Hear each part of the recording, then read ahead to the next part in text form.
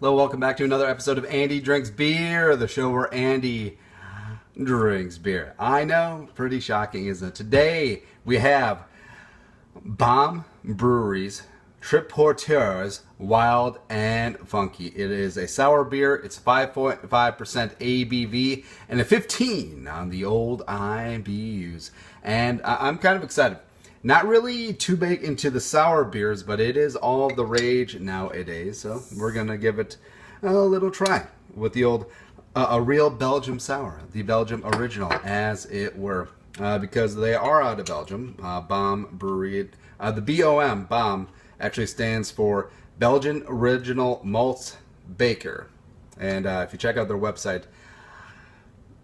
interesting?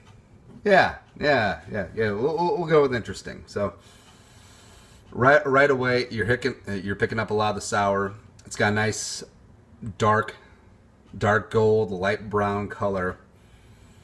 It does almost smell like wine. It does almost smell like a red wine, like a Pinot Noir going on in there. So why don't we just dive on for a little sippy.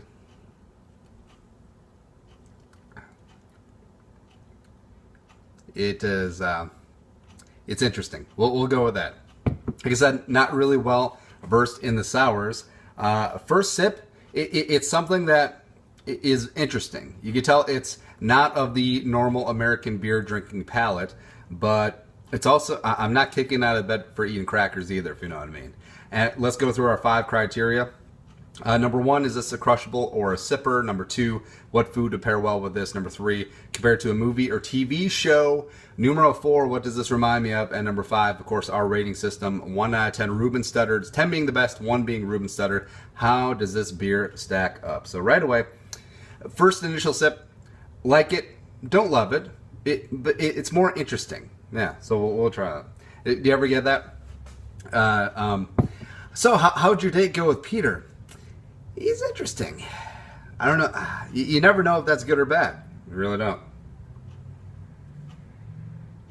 All right, so second step, you know what you're getting into. Or you ever did the thing where you have coffee, say you have coffee and a Mountain Dew with you, and then you reach for the wrong thing, and you expect coffee except you get Mountain Dew taste, and your taste buds are a little confused because your mind is already set up for one thing. And with this, I had no idea what to expect. I had no real reference point. But after that second sip, I'm starting to buy in. So number 1, is this crushable or sipper? Even though I'm buying in, I'm going to go firmly in the sipper department with this. This seems like a beer that would be good maybe at like a cocktail hour, if you got like a dinner party going on, something... a little aperitif to get things going, or maybe a dessert wine. Ooh, this with more of a savory dessert. Like think of a not so sweet cheesecake, or cheese course. Yeah, this would be a great pairing with the cheese course if you're doing a formal sit down like 7-course meal. Yeah. Smooth segue into number 2. What food to pair well with this?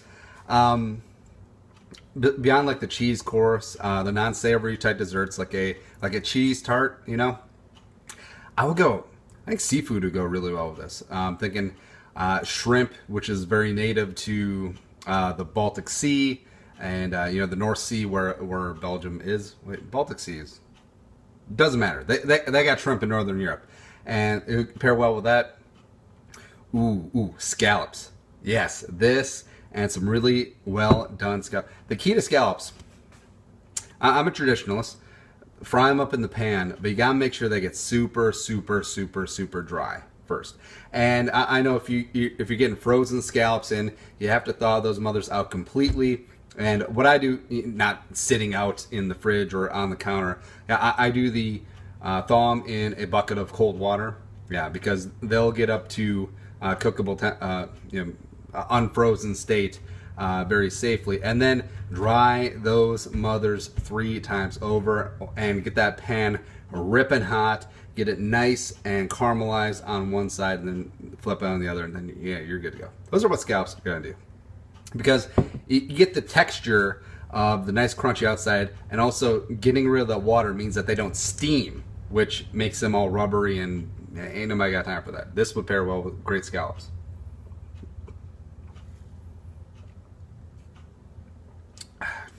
Compared to a TV or movie, I'm gonna go with In Bruges. Have you guys ever seen In Bruges? It's a great under the radar movie. It's got Colin Farrell, Gleason, Brendan Gleason, I think his name is, and then Rafe Fiennes, one of the Fiennes brothers. And it's a story about a criminal on the run from people who want to do some harm for him, ends up in Bruges. It's a sort of a convoluted storyline, but it's got a really surprise ending and really low-key great movie. And I think that's what this is. It's Belgium, as Bruges is, and a little bit sour, a little bit of an acquired taste, definitely under the radar, but something to check out for sure. What does this remind me of? This does remind me of, you do the stupid college things, and there's this game, gosh, what was it called? Probably Presidents and A-Holes, and it was either that game or something else. And you have a communal cup in the middle, and if you were the A-hole, or if you lost, you know, red, black, odd evens, whatever it was, then you would have to drink from the communal cup. And everyone would bring, you know, guys would bring beer, ladies would bring some wine, some jabroni would bring Smirnoff Ice, and that would all go into this cup.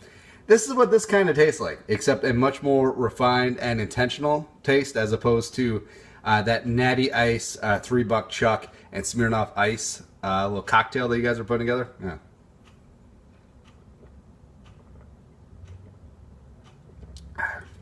Last but not least, 1 out of 10 Reuben Studders. I'm going to go solid 8. Solid 8 for BOM Brewing's Triporter Wild and Funky. Mainly because I can't spell or read Triporter, but not really my bag, but I understand it, I respect it, I can see why people are really into the sour beer, and it was good. It was good, not spectacular, probably not picking up any more of it, but pretty solid all around. So, cheers.